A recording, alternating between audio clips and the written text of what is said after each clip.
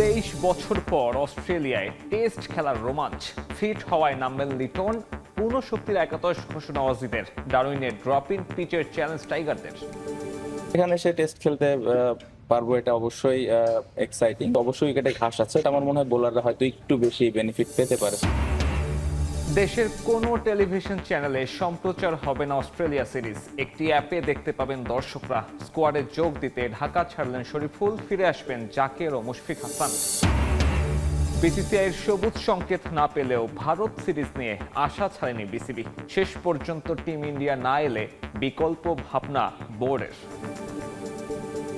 আর কিছুদিন গেলে আমরা এটার একটা আপনাদেরকে কনক্রিট আপডেট দিতে পারবো। সিরিজ না হয় তো সেখানে তো কিছুটা লুজার বিসিবি হবেই, বাট ইনশাল্লাহ আমরা অন্যভাবে এটাকে কভার করা যায় কিনা আগামীতে সেটি চেষ্টা করব।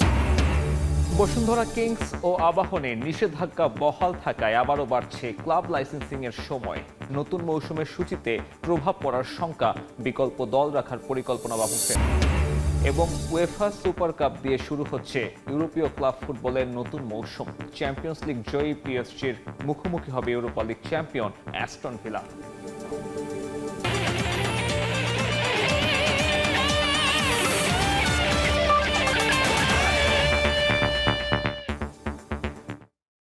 শুরুতেই বাংলাদেশ অস্ট্রেলিয়া টেস্ট সিরিজ প্রসঙ্গ। ডারউইনে শুরু হচ্ছে বাংলাদেশের অস্ট্রেলিয়া মিশন। সিরিজের প্রথম টেস্টে অজিতের বিপক্ষে নামছে লাল সবুজ।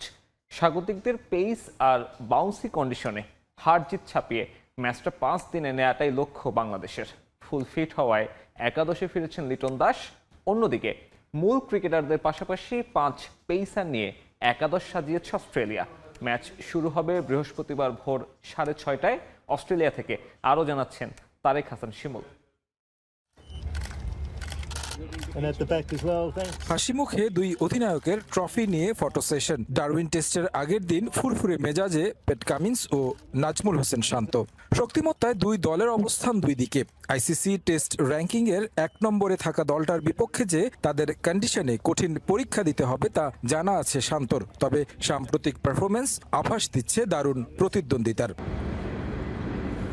মারারা স্টেডিয়ামের মূল মাঠে গা গরম শেষে স্কিল ট্রেনিংয়ে নামেন সিমন্স বাহিনী। মোহাম্মদ আশরাফুল আর আশিক মজুমদারকে দেখা গেল স্লিপ ক্যাচিং অনুশীলনে। বেশ লড়াইয়ে স্লিপ ক্যাচিংটা যে বেশ গুরুত্বপূর্ণ সেটা বলার অপেক্ষা রাখে না। উইকেট নিয়ে আলোচনা হয়েছে অনেক। গ্রাসি উইকেটে দায়িত্বটা থাকবে বোলারদের, তবে ব্যাটসম্যানদের খেলতে হবে লম্বা ইনিংস। সেই গুরুত্বই দিলেন টাইগার অধিনায়ক। নর্মালি অবশ্যই উইকেটে ঘাস আছে, বাট আমার মনে হয় উইকেটটা ভালো হবে। সো এখানে বোলিং এবং ব্যাটিং দুই দিকেই সাহায্য থাকবে, বাট আমার মনে হয় বোলাররা হয়তো একটু বেশি বেনিফিট পেতে পারে। সো উইকেট দেখে ভালো মনে হচ্ছে। আমার মনে হয় বোলিং এবং ব্যাটিং দুই দিক থেকেই চ্যালেঞ্জ থাকবে, চেষ্টা করতে হবে দুই দিক থেকে ভালো করার। অজিদের মাটিতে টেস্ট খেলার সুযোগ হয় কালে ভাদ্রে। শান্ত লাকি অধিনায়ক সেই সুযোগটা পেয়েছেন। একই সঙ্গে সিরিজটা স্মরণীয় করে রাখতে মুখিয়ে দল। সবাই উজ্জীবিত, ভালো ক্রিকেট খেলতে। কঠিন প্রতিদ্বন্দ্বিতা হলেও ম্যাচটা নিয়ে যেতে চান পঞ্চম দিনে। না, ভালো লাগছে এখানে সে টেস্ট খেলতে পারবো, এটা অবশ্যই এক্সাইটিং। ওইখান থেকে হেঁটে আসার বিষয়ে খুব বেশি এমন কিছু কাজ করে নাই, বাট হ্যাঁ আমার মনে হয় যে অবশ্যই এটা আমাদের জন্য অনেক বড় অপরচুনিটি। আমরা তো প্লেয়ার হিসেবে 5 দিন ক্রিকেট খেলতে চাই, 5 দিন ভালো ক্রিকেট খেলতে চাই, প্রত্যেকটা সেশন বাই সেশন খেলতে চাই, যেটা নর্মালি আমরা সবসময় বলে থাকি। প্রথম টেস্টের আগে নির্ভর অজিরা অনুশীলনটাও রেখেছে ঐচ্ছিক। যে দু একজন এসেছেন তারাও ফিল্ডিং আর হালকা অনুশীলনে সময় কাটিয়েছেন। হাসি খুশি প্রেস কনফারেন্সে কামিন্স জানিয়ে দিলেন একাদশটা। তবে বাংলাদেশ নিয়ে প্রশ্নে সতর্ক উত্তর, হালকাভাবে নয় বরং শক্ত প্রতিপক্ষ মানছেন টাইগারদের। বাংলাদেশ সাম্প্রতিক সময়ে দারুণ ক্রিকেট খেলছে, তারা শক্তিশালী প্রতিপক্ষ। ম্যাচটা এত সহজ হবে না। বাংলাদেশ নিয়মিত অস্ট্রেলিয়া সফর করুক, সেটা আমরাও চাই। ভিন্ন দেশের বিপক্ষে খেললে অভিজ্ঞতাও হবে, উইকেটে পেসাররা সুবিধা পাবে, দারুণ লড়াই হবে আশা করি। ডারউইনে 23 বছর আগের স্মৃতি নতুন করে লিখতে চান টাইগাররা। শেষ হচ্ছে 23 বছরের অপেক্ষা। ডারউইনে মাঠে নামার অপেক্ষায় টিম টাইগার্স। আইসিসি র্যাঙ্কিং এ দুই দলের অবস্থান বলে দেয় লড়াইটা হতে যাচ্ছে অসম। তবে সাম্প্রতিক পারফরমেন্স বাংলাদেশকে আত্মবিশ্বাস দিচ্ছে। শান্ত তাই আশাবাদী কঠিন একটা লড়াই উপহার দিতে। ডারউইনের মারারা স্টেডিয়াম থেকে তারেক হাসান শিমুল, সময় সংবাদ, অস্ট্রেলিয়া। অজিরা 5 পেসার নিয়ে মাঠে নামলেও বাংলাদেশ একাদশ সাজাবে নিয়মিত 3 পেসারকে রেখে। তাসকিন, এবাদত আর হাসান মাহমুদের সঙ্গে ওপেনিংয়ে সৌম্য সুযোগ পেলে বাড়তি পেসার হতে পারেন তিনি। উইকেটের বিবেচনায় নিয়মিত 6 ব্যাটার থাকছেন, 2 স্পিনার তাইজুল এবং মিরাজ। ডারউইন টেস্টে টাইগারদের সম্ভাব্য একাদশ নিয়ে অস্ট্রেলিয়ার ডারউইন থেকে তারেক হাসান শিমুলের বিশ্লেষণ। ডারউইনে বাংলাদেশ আসার পর থেকে আলোচনা হচ্ছে উইকেটটা নিয়ে। প্রথম টেস্টে উইকেটের নেচারটা কেমন হতে পারে, যার উপর নির্ভর করছে বাংলাদেশের একাদশ নির্বাচনটাও। নাজমুল হোসেন শান্ত প্রেস কনফারেন্সে এসেছিলেন এবং তিনি বলেছেন খোলামেলা ভাবে যে এই ম্যাচটা তাদের জন্য খুব সহজ হবে না, স্বাভাবিকভাবে অস্ট্রেলিয়ার কন্ডিশনে সহজ হওয়ার কথাও নয়, এবং সেই জায়গা থেকে খুব ধীরস্থির ভাবে ভেবে চিন্তে আসলে একাদশটা নির্বাচন করতে চান। বাংলাদেশ দলের একাদশটা যদি আমি একেবারে ওপেনিং স্লট থেকে দেখি, সেক্ষেত্রে সাদমান, যিনি নিয়মিত টেস্টের ওপেন করে থাকেন, তিনি তো থাকবেন। তবে লম্বা সময় আমরা দেখেছি যে সৌম্য সরকার নেটে ব্যাটিং করতে, এবং সেই জায়গা থেকে একটা বাড়তি পেস বোলিং শক্তির বিচার যদি করি, সেক্ষেত্রে হয়তো বা সৌম্যকে বিবেচনা করা হতে পারে। ওয়ান ডাউনে বরাবরের মতো অধিনায়ক নাজমুল হোসেন শান্ত থাকবেন, 4 নম্বরে মমিনুল হক, অভিজ্ঞ টেস্ট ক্রিকেটার, এবং তার উপর আস্থা রাখবে নিঃসন্দেহে 5 নম্বরে মুশফিকুর রহিম, যিনি একটা মাইল ফলকের সামনে কিন্তু দাঁড়িয়ে রয়েছেন। 7000 রানের একটি মাইল ফলক রয়েছে তার সামনে। 6 নম্বর পজিশনে লিটন দাস আজকে ফিট রয়েছেন। শান্ত যেমনটা বলছিলেন যে আসলে লিটন দাসকে মনে হয় যে এই ম্যাচের একাদশে দেখা যাবে। 7-8 পজিশনে স্বাভাবিকভাবেই দুজন স্পিনার কিংবা অলরাউন্ডারকে আসলে বাংলাদেশ প্রেফার করবে। সেক্ষেত্রে মেহেদী হাসান মিরাজকে একাদশে রাখার কাজটা সহজ করে দিয়েছে প্রস্তুতি ম্যাচে তার সেঞ্চুরিটা, এবং সেটাও কিন্তু একটা দলে আত্মবিশ্বাসও বাড়িয়েছে। শান্ত তেমনটাই বলছিলেন। তারপরে তাইজুল রয়েছেন। মারার উইকেট আসলে শুরুর দিকে বা প্রথম দিনটাতে ব্যাটসম্যানরা চ্যালেঞ্জ ফেস করলেও দ্বিতীয় কিংবা তৃতীয় দিনে যদি যায়, সেক্ষেত্রে কিন্তু তাইজুল এবং মিরাজরা কিন্তু ভালো ইফেক্টিভ হতে পারেন। সেই জায়গা থেকে এই 2 স্পিনার এবং কি তাদের উপর ব্যাট হাতেও দায়িত্বটা থাকবে। তাছাড়া পেস বোলিং এ যদি তাকাই, তাহলে তাসকিন রয়েছেন, হাসান মাহমুদ এবং কি এবাদতকে নিয়ে আসলে অস্ট্রেলিয়ান সাংবাদিকদের অনেকটা কিউরিওসিটি দেখেছি। গ্রাসি উইকেট, হালকা ঘাস রয়েছে, যেখানে পেসাররা প্রথম দিনে কিংবা প্রথম সেশন কিংবা দ্বিতীয় সেশনটা ভালো সুবিধা পাবে। গ্রাসি এই উইকেটে যারা মূলত টস জিতবে তারা অনেকটাই এগিয়ে থাকবে, এবং কি অস্ট্রেলিয়া দল কিন্তু তাদের একাদশটা আগের দিনই ঘোষণা করে দিয়েছেন। 2-1টা ইনজুরির কথা পেট কামিংস বলেছেন। উইকেট কিংবা কন্ডিশন নিয়ে নানা আলোচনা থাকলেও ক্রিকেট খেলাটায় বেশি মনোযোগ দিতে চান নাজমুল হোসেন শান্ত, এবং কি এই উইকেটে তাদের সেরা ক্রিকেটটা খেলে বাংলাদেশের যেই অতীত পরিসংখ্যান রয়েছে এই মাঠে, সেটাকে আসলে বদলানোর অপেক্ষায় রয়েছেন নাজমুল হোসেন শান্তরা। তারেক হাসান শিমুল, সময় সংবাদ, মারারা স্টেডিয়াম, ডারউইন, অস্ট্রেলিয়া। ডারউইনের মারারা স্টেডিয়াম আয়তনে বিশাল হলেও আন্তর্জাতিক ক্রিকেটের ইতিহাস খুব একটা সমৃদ্ধ নয়। এই মাঠে টেস্ট উদ্বোধন হয় বাংলাদেশ অস্ট্রেলিয়া ম্যাচ দিয়ে। এখন পর্যন্ত হয়েছে মাত্র 6টি আন্তর্জাতিক ম্যাচ। 3 ফরম্যাটেই খেলেছে অস্ট্রেলিয়া, আর প্রতিটি ম্যাচেই জয় পেয়েছে স্বাগতিকরা। এবার সেই ইতিহাসে নতুন অধ্যায় যোগ করছে বাংলাদেশ অস্ট্রেলিয়া টেস্ট। 22 বছর পর আবারও আন্তর্জাতিক ম্যাচ ফিরছে মারারা স্টেডিয়ামে। আবারও বাংলাদেশ মুখোমুখি হবে অজিদের। অস্ট্রেলিয়ার ডারউইন থেকে মারারা স্টেডিয়ামের পরিসংখ্যান জানাচ্ছেন শিমুল। এটাই ভুল আছে অসিত। উত্তর অস্ট্রেলিয়ার ছিমছাম শহর ডারউইন, এখানকার একটি ক্রিকেট মাঠ, অথচ যার গল্পের শুরু ফুটবল দিয়ে। 1921 সালে ডারউইনে একটি বড় ফুটবল স্টেডিয়াম ও গ্র্যান্ড স্ট্যান্ড তৈরির পরিকল্পনা করে ডারউইন কর্তৃপক্ষ। নানা কারণে সেই পরিকল্পনা বাস্তবায়নে সময় লাগে বেশ। অবশেষে 1985 থেকে 86 সালের দিকে শুরু হয় বড় পরিসরে নির্মাণ ও উন্নয়ন কাজ।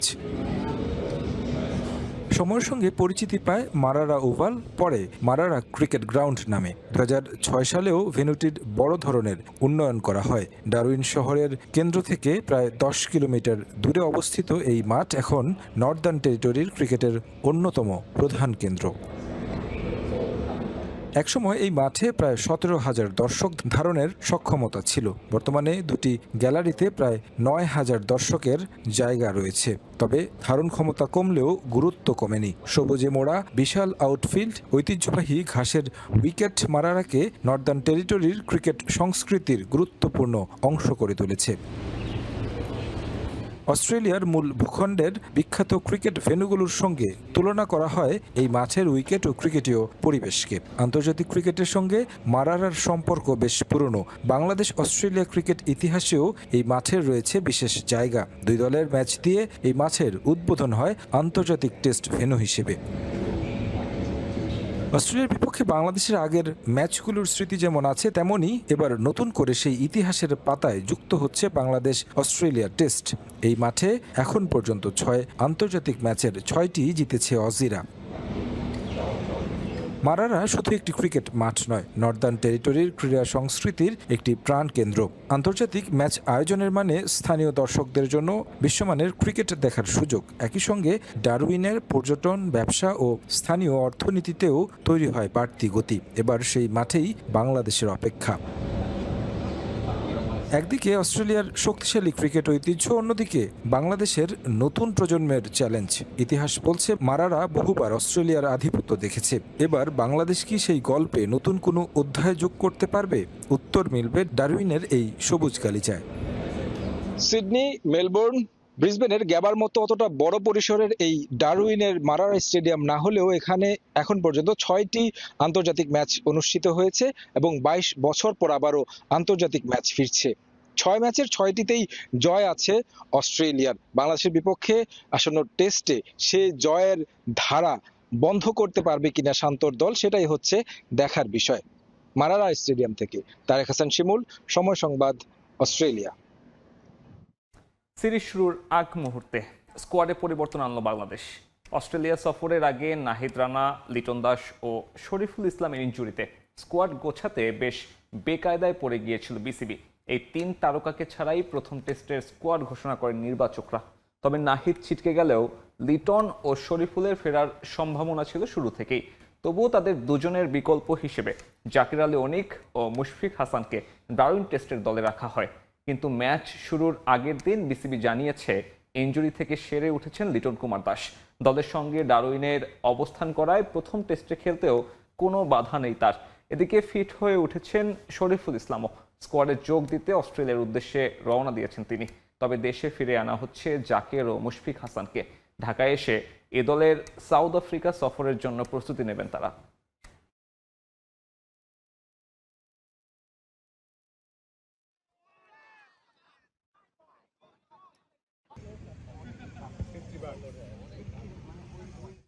দেশের কোনো টেলিভিশন চ্যানেলে দেখা যাবে না বাংলাদেশ অস্ট্রেলিয়া সিরিজ। প্রথমবারের মতো অস্ট্রেলিয়ার মাটিতে টেস্ট খেলতে নামার আগে রোমাঞ্চিত টাইগার স্কোয়াডের সব ক্রিকেটার। মাইটি অজিদের বিপক্ষে সিরিজ দেখতে মুখিয়ে আছেন ভক্তরাও। তবে আশাহত হতে হচ্ছে তাদের। দেশের কোনো টেলিভিশন চ্যানেলে সম্প্রচার হবে না বহুল কাঙ্ক্ষিত সিরিজটি। 2 ম্যাচ টেস্ট সিরিজের সম্প্রচার সত্য পায়নি দেশের কোনো টেলিভিশন চ্যানেল। তাই ডিজিটাল প্ল্যাটফর্মের ওপরেই নির্ভর করতে হবে দর্শকদের। সাবস্ক্রিপশন ফি দিয়ে ট্যাপম্যাট অ্যাপে দেখা যাবে খেলা। তবে ভারত, পাকিস্তান, শ্রীলঙ্কা, নেপাল ও মালদ্বীপের দর্শকরা টেলিভিশনের পর্দায় বিভিন্ন চ্যানেলে উপভোগ করতে পারবেন বাংলাদেশ অস্ট্রেলিয়া সিরিজ। ডারউইন ও ম্যাকের এই 2 ম্যাচের ইন্টারন্যাশনাল ব্রডকাস্টার তালিকা প্রকাশ করেছে ক্রিকেট অস্ট্রেলিয়া।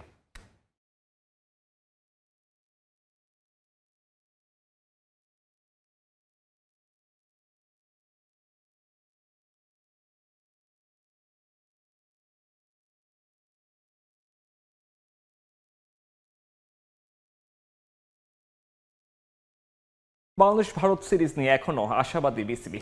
বিসিসিআইয়ের পক্ষ থেকে কোনো প্রকার সবুজ সংকেত না মিললেও নিজেদের অংশে ইতিবাচক মনোভাবই রাখছে বাংলাদেশ ক্রিকেট বোর্ড। এমনটাই জানিয়েছেন মিডিয়া কমিটির চেয়ারম্যান আসিফ সিরাজ রব্বানী। তবে কোনো কারণে ভারত যদি না আসে, সেই একই স্লটে অন্য কাউকে এনে সিরিজ আয়োজনের বিকল্প ভাবনাও আছে বোর্ডের অন্তর্মহলে।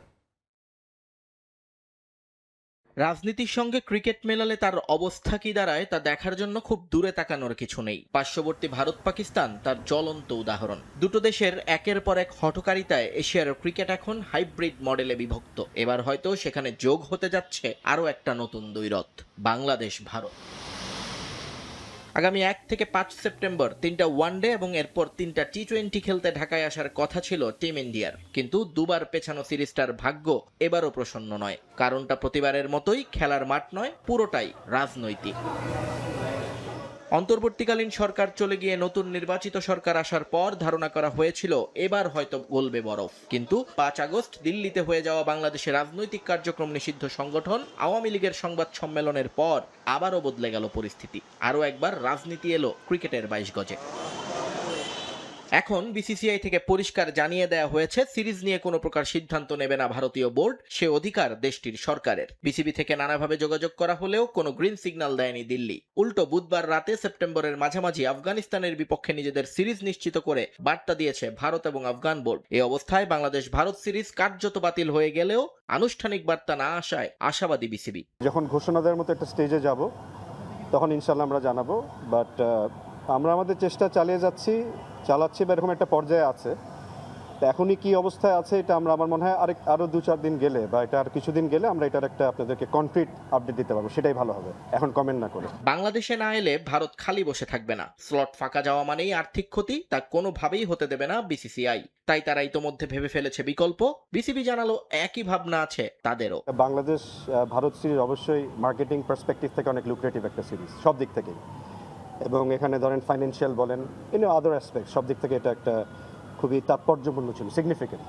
তো সেই ক্ষেত্রে যদি কেস সিরিজ না হয় তো সেখানে তো কিছুটা লুজার বিসিবি হবেই, বাট ইনশাল্লাহ আমরা অন্যভাবে এটাকে কভার করা যায় কিনা আগামীতে সেটা চেষ্টা করব। ক্রিকেট মাঠের এই লড়াই আপাতত আটকে আছে কূটনীতির জটিল সমীকরণে। সিরিজটা আদৌ হবে কিনা তা জানতে তাই অপেক্ষা করতে হবে আরো কয়েকটা দিন। নিয়ন মোহাইমেন, সময় সংবাদ, ঢাকা। বাংলাদেশ ক্রিকেট বোর্ডের গেম ডেভেলপমেন্ট কমিটির সাবেক চেয়ারম্যান আরাফাত রহমান কোকোর 57তম জন্মবার্ষিকী উপলক্ষে বিশেষ দোয়া ও মিলাদ মাহফিল অনুষ্ঠিত হয়েছে। বিকেলে শেরেবাংলা ক্রিকেট স্টেডিয়ামের মিডিয়া লাউঞ্জে এই আয়োজন করা হয়। এতে উপস্থিত ছিলেন বিসিবি প্রেসিডেন্ট তামিম ইকবাল, পরিচালক শাহানিয়ান তানিম, ফাহিম সিনহা, মাসুদুজ্জামান, সিরাজউদ্দিন আলমগীর, ফয়সাল মোহাম্মদ আশিক, মিজানুর রহমান, আসিফ, সিরাজ রব্বানী, মিনহাজুল আবেদিন নান্নু সহ আরও অনেকেই। অংশ নেন সাবেক ক্রিকেটার আতাহার আলী খান এবং আম্পায়ার বিভাগের কর্মকর্তারাও। এছাড়া বিসিবির সকল বিভাগের কর্মকর্তারাও অংশ নেন দোয়া মাহফিলে। এ সময় প্রয়াত আরাফাত রহমান কোকোর রুহের মাগফিরাত কামনা করে বিশেষ মোনাজাত করা হয়।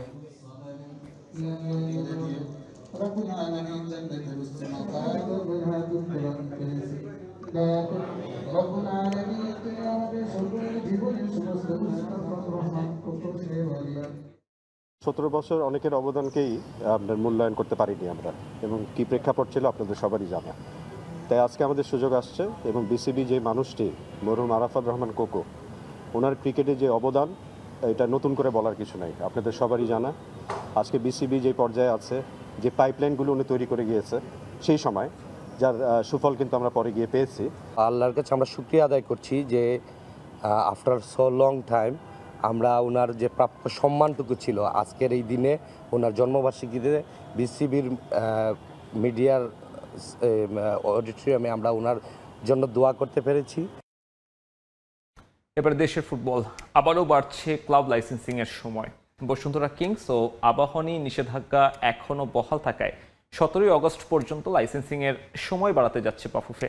এর প্রভাব পড়তে পারে মৌসুম শুরুর সূচিতেও, পেছাতে পারে 21 আগস্টের চ্যালেঞ্জ কাপ, পরিবর্তন হতে পারে ফেডারেশন কাপের সূচিও। তবে নির্ধারিত সময়ে প্রিমিয়ার লিগ শুরু করার লক্ষ্য বাফুফের। এছাড়া শেষ পর্যন্ত কিংস আবাহনী মাঠে না নামতে পারলে বিকল্প দলও প্রস্তুত রাখা হয়েছে বলে জানান লিগ কমিটির সদস্য ইমতিয়াজ হামিদ সবুজ।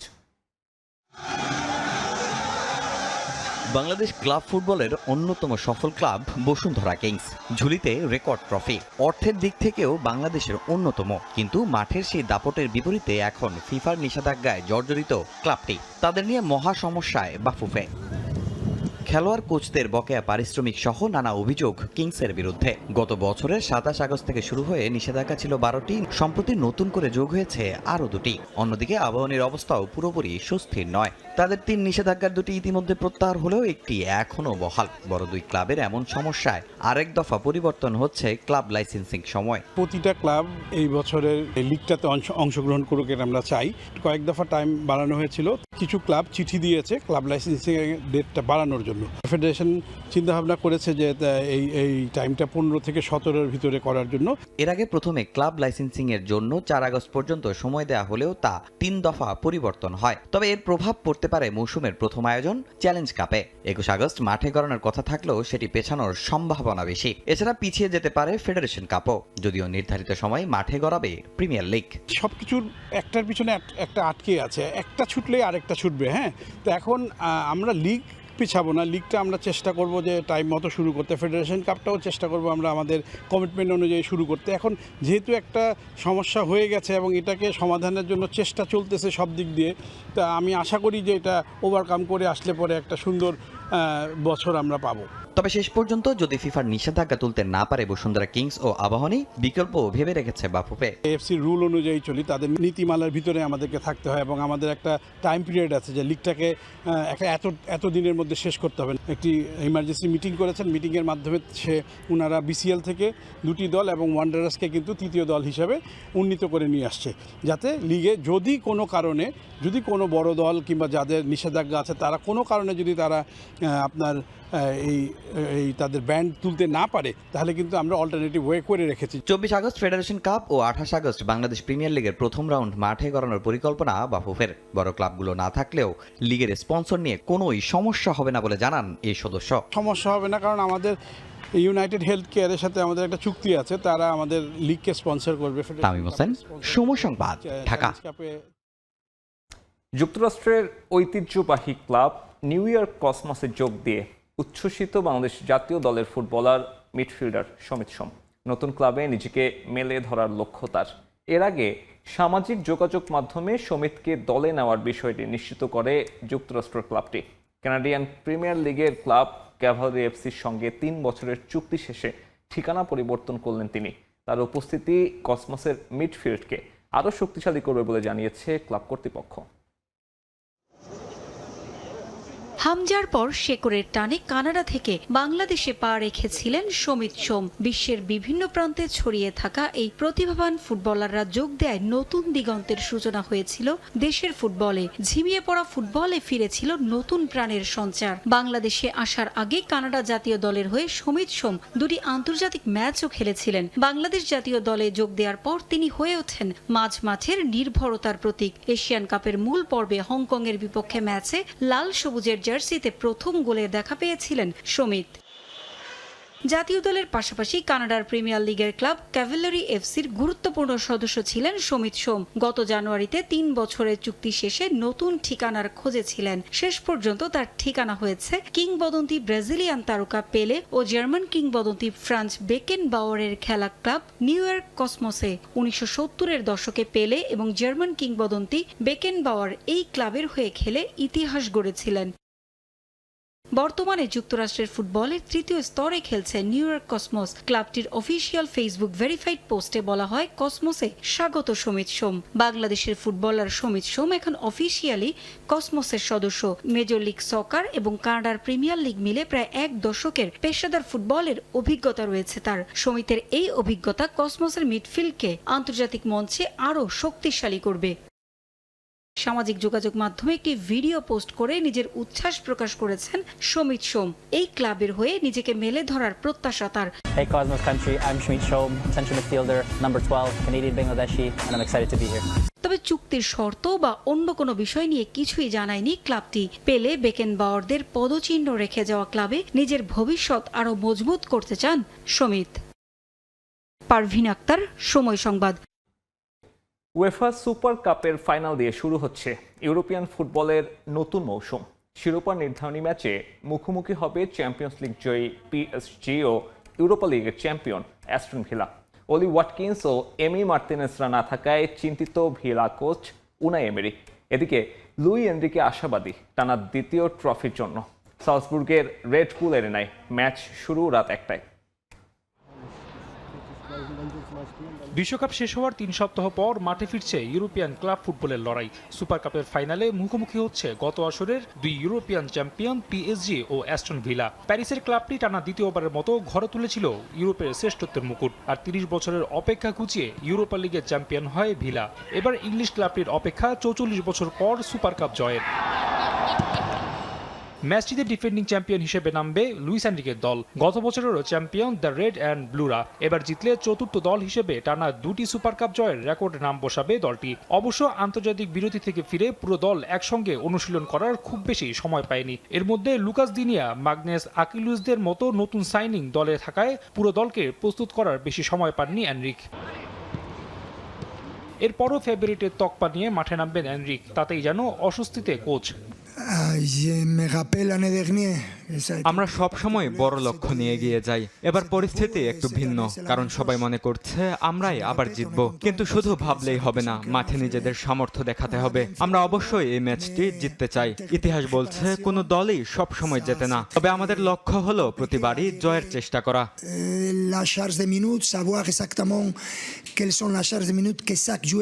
এদিকে 1982 সালের পর আবারও সুপার কাপ খেলতে নামবে ভিলা। তবে দলটির সবচেয়ে বড় ধাক্কা বিশ্বকাপে এসিএল ইনজুরিতে পড়া মিডফিল্ডার আমাদু ওনানাকে না পাওয়া। এছাড়া বিশ্রামে আছে এসজি, ওলি ওয়াটকিন্স ও অ্যামি মার্টিনেজরা। তবে স্বস্তির খবর, হাঁটুর চোট কাটিয়ে দলে ফিরেছেন জন ম্যাকগিন ও গার্নাচো। এরপরও জয় নিয়ে আত্মবিশ্বাসী কোচ উনাই এমেরি। আমরা জয়ের জন্য লড়াই করব। এজরি কনসা, ওলি ওয়াটকিন্স ও এমি মার্টিনেজ এখানে নেই, কারণ তারা 19 জুলাই মৌসুম শেষ করেছে। তাই তাদের 4 সপ্তাহ বিশ্রাম দিয়েছি, যেটা তাদের জন্য খুবই দরকার ছিল। অবশ্যই তারা এখানে থাকলে আমাদের জয়ের সম্ভাবনা হয়তো আরো বেশি থাকতো। দুই দলের সর্বশেষ দেখা হয়েছিল 2024-25 চ্যাম্পিয়ন্স লিগের কোয়ার্টার ফাইনালে, যেখানে প্রথম লেগে পিএসজি 3-1 গোলে জিতলেও পরের লেগেই ভিলা জয় পায় 3-2 গোলে। ফলে শিরোপার পাশাপাশি পুরনো হিসেবেও বাড়তি উত্তাপ ছড়াবে ম্যাচটিতে। রাফি আমিন, সময় সংবাদ। বাবার মৃত্যুতে এখনও শোকস্তব্ধ লিওনেল মেসি। সামাজিক যোগাযোগ মাধ্যমে হোর্হে মেসিকে উদ্দেশ্য করে লিখেছেন দীর্ঘ এক খোলা চিঠি। নিজের ফুটবল ভবিষ্যৎ নিয়ে এখন অনিশ্চয়তায় এলেমটেন। বিশ্বকাপ শিরোপা জিততে না পারার কষ্টের কথাও জানিয়েছেন নিজের বাবাকে। আর সতীর্থের এমন কঠিন সময় সমবেদনা জানিয়েছেন রোনালদো, নেইমার থেকে শুরু করে অনেক ফুটবল তারকারা। বাবা, এখনো বিশ্বাস করতে পারছি না তুমি আর নেই। কথাটা আমি মেনে নিতে পারছি না, অথবা বলা ভালো, মানতেই চাচ্ছি না। বাবা হারানোর কষ্ট পৃথিবীর সব সন্তানের জন্যই এক। লিওনেল মেসিও তার ব্যতিক্রম নয়। পিতৃশোক এখনো কাটিয়ে উঠতে পারছেন না তিনি। তুমি আমাকে বারবার বলছিলে আর একটা বিশ্বকাপ খেলতে। বিশ্বকাপ শুরুর কয়েকদিন আগে তোমার শারীরিক অবস্থার অবনতি হলো। এই প্রথম কোনো টুর্নামেন্টে তুমি আমার সঙ্গে থাকতে পারছিলে না। ফাইনালে উঠতে চেয়েছি যাতে তুমি সেখানে আসতে পারো। টুর্নামেন্টের মাঝপথে বাবার অসুস্থতার মাত্রা বুঝতে পারেন মেসি। ফাইনালে উঠলে যে সময় বেশি পাওয়া যাবে জানতেন। একটাই চাওয়া ছিল, অন্তত একটা ম্যাচেও যেন দর্শক আসনে দেখতে পান নিজের প্রিয় মানুষটাকে। বাবার পরামর্শেই যে বিশ্বকাপ খেলার সিদ্ধান্ত নিয়েছিলেন তিনি। প্রতিটি ম্যাচের পর আমি তোমার বার্তার অপেক্ষায় থাকতাম আর তোমার SMS খুব মিস করতাম। তখনই বুঝতে পেরেছি পরিস্থিতি আসলে কতটা গুরুতর। তাই ভেবেছি যতটা সম্ভব সামনে এগিয়ে যেতে হবে, যাতে তুমি আরো কিছু সময় পাও এবং অন্তত একটা ম্যাচ দেখার সুযোগ হয়। আমরা চ্যাম্পিয়ন হতে পারিনি, কিন্তু তুমি জানো না প্রতিটা ম্যাচ আমরা কতটা উপভোগ করেছি। আবারও তুমি সঠিক প্রমাণিত হলে আমার বিশ্বকাপে থাকা এবং খেলা উচিত ছিল। খোলা চিঠিতে আত্মস্বীকারোক্তি করেছেন মেসি। শরীরের ধকল যে ভোগাচ্ছিল জানিয়েছেন, তবুও ইচ্ছে ছিল আরাধ্যের সোনালী ট্রফি নিয়ে ছুটে যাবেন বাবার কাছে। সে ইচ্ছে পূরণ হলো না। আমি টুর্নামেন্টটা জিততে চেয়েছিলাম যাতে ট্রফিটা তোমার কাছে নিয়ে যেতে পারি, তোমাকে আরেকটি ট্রফি দেখাতে পারি, কিন্তু পারলাম না। আমার পা আমাকে আর সঙ্গ দেয়নি। আমার শরীর যতটা সহ্য করতে পারে তার চেয়েও বেশি চেষ্টা করেছি এবার, কিন্তু পারিনি। শারীরিকভাবে কখনোই নিজেকে ঠিকঠাক মনে হয়নি। একটা খোলা চিঠিতে আবেগতাড়িত হয়ে পড়েছে গোটা বিশ্ব। কঠিন সময়ে বার্তা দিয়েছেন রাইভাল ক্রিস্টিয়ানো রোনালদো। মেসির ওই এক পোস্টে সহমর্মিতা জানিয়েছেন নেইমার, ডেভিড বেকহ্যামের মতো তারকারা। ফুটবল মাঠে আপাতত আর মেসির ফেরা হচ্ছে না। ক্লাব ইন্টার মায়ামিও দিয়ে রেখেছে অনির্ধারিতকালের ছুটি। বাবাকে উৎসর্গ করে দীর্ঘ পোস্টের শেষটায় যা লিখেছেন মেসি, তা হয়তো জীবিত অবস্থায় বাবাদের কোনো সন্তানই বলতে পারে না।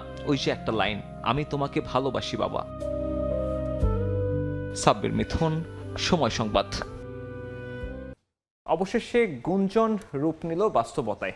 সম্পূর্ণ হলো ক্রিস্টিয়ানো রোনালদো এবং জর্জিনার বহুল আলোচিত বিয়ে। পর্তুগালের কাসকাইসে এক পারিবারিক অনুষ্ঠানের মধ্য দিয়ে তাদের বিয়ে সম্পন্ন হয়। বাগদানের ঘোষণা দেওয়ার ঠিক 1 বছর পর বিয়ের পিঁড়িতে বসলেন রোনালদো জর্জিনা। এর মধ্য দিয়ে তাদের দীর্ঘ 1 দশকের প্রেম পেল পূর্ণতা।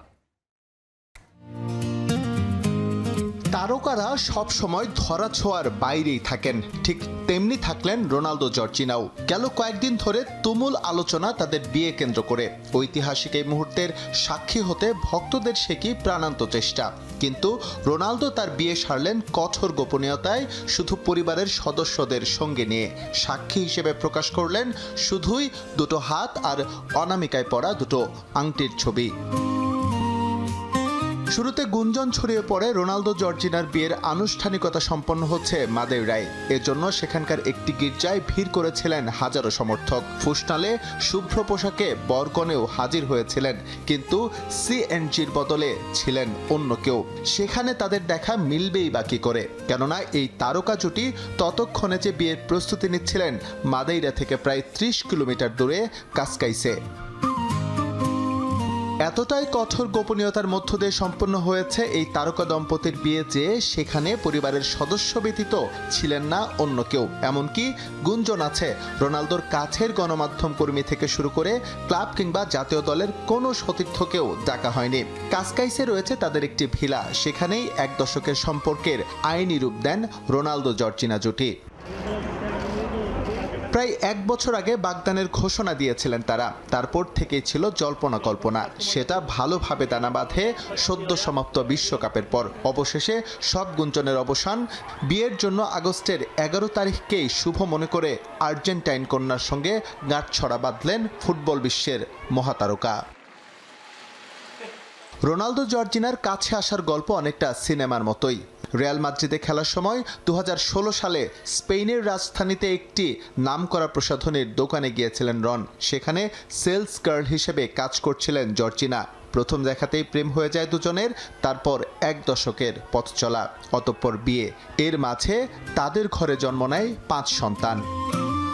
এস.এম. ইকবাল, সময় সংবাদ। এ পর্যায়ে খেলার সময় শীর্ষ সংবাদ জানিয়ে দিচ্ছে আরেকবার।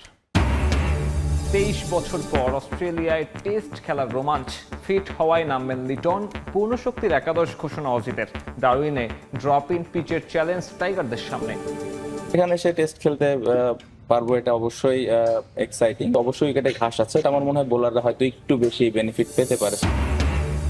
বিসিসিআইয়ের সবুজ সংকেত না পেলেও ভারত সিরিজ নিয়ে আশা ছাড়েনি বিসিবি। শেষ পর্যন্ত টিম ইন্ডিয়া না এলে বিকল্প ভাবনা ক্রিকেট বোর্ডের সামনে।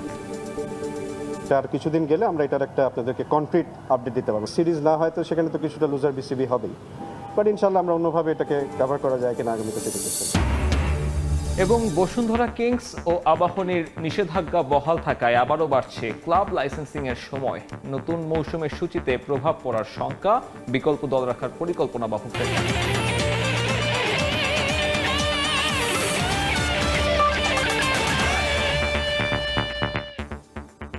এই ছিল খেলার সময়।